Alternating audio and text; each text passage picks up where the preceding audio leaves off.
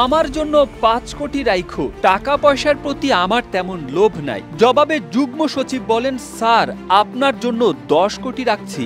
জেলা প্রশাসক নিয়োগ নিয়ে ২ সচিবের অর্থ লেনদেনের কথোপকথনের এমনই ভয়াবহ কেলেঙ্কারি তথ্য ফাঁস করে প্রতিবেদন করেছে একটি জাতীয় দৈনিক। ছাত্র জনতার রক্তের বিনিময়ে শেখ হাসিনার সরকারের পতনের পর ডক্টর ইউনূসের নেতৃত্বে অন্তর্বর্তী সরকার গঠনের পর মানুষ আশা করেছিল এইবার বোধহয় দেশ থেকে ঘুষ দুর্নীতি বিদায় নেবে, কিন্তু খোদ জনপ্রশাসন মন্ত্রণালয়ে বসে আছে দুর্নীতিবাজ। প্রতিবেদনে ডিসি নিয়োগ নিয়ে জনপ্রশাসন মন্ত্রণালয়ে চুক্তিভিত্তিক নিয়োগ পাওয়া সিনিয়র সচিব মোহাম্মদ মোখলেসুর রহমান এবং বিতর্কিত যুগ্ম সচিব ডক্টর জিয়াউদ্দিন আহমেদ ও আলী আজম সরাসরি জড়িত থাকার তথ্য ফুটে উঠেছে।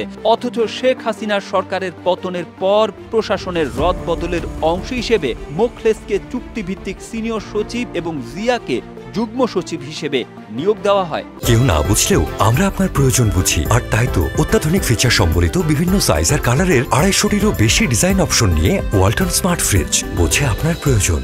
ডিসি নিয়োগ নিয়ে ২ সচিবের কথোপকথনের ফাঁস হওয়া হোয়াটসঅ্যাপের স্ক্রিনশটে দেখা যায়, সিনিয়র সচিব হিসেবে চুক্তিভিত্তিক নিয়োগ পাওয়ার পরেই তাকে অভিনন্দন জানায় যুগ্ম সচিব ডক্টর জিয়াউদ্দিন আহমেদ। অভিনন্দন জানানোর মধ্য দিয়ে হোয়াটসঅ্যাপে শুরু হওয়া চ্যাটের এক পর্যায়ে গত ৩০ আগস্ট শুক্রবার রাত ৮টা ১০ সচিব জিয়াকে বলেন, যা করবা খুব সাবধানে করবা, হোয়াটসঅ্যাপ ছাড়া অন্য নম্বরে টেক্সট দিবা না। ৮টা ১৬ জিয়ার প্রতিউত্তর, ঠিক আছে স্যার, আমি গুছাই আসছি, এখন কেউ কিছু করতে পারবে না। ৮টা ২১ সচিব বলেন, আসলে আমার তেমন দরকার নেই, ৫C হলেই হবে। জবাবে জিয়া বলেন, স্যার আপনার জন্য ১০C রাখবো। এবার সচিব বলেন, আচ্ছা ঠিক আছে, তোমার যেটা ভালো মনে হয়, টাকা পয়সার প্রতি তেমন আমার লোভ নেই। এখানে বলে রাখছি ৫C এবং ১০C এগুলো কোড ল্যাঙ্গুয়েজ হিসেবে ব্যবহার করা হয়েছে। ৫C মানে হচ্ছে ৫ কোটি এবং ১০C মানে হচ্ছে ১০ কোটি।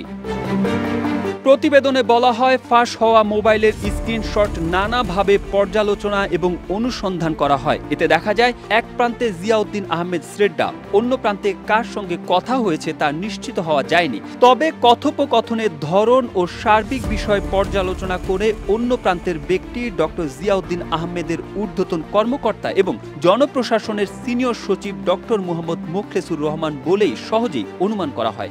বিষয়টি জানতে ফোন করা হলে জনপ্রশাসন মন্ত্রণালয়ের সিনিয়র সচিব মোহাম্মদ মোখলেসুর রহমান রিসিভ করেনি। পরে SMS করা হলে জবাবে তিনি লিখেন, প্রশ্নই ওঠে না। অন্যদিকে যুগ্ম সচিব ডক্টর জিয়াউদ্দিন আহমেদের সঙ্গে নানাভাবে চেষ্টা করা হলেও যোগাযোগ করা সম্ভব হয়নি।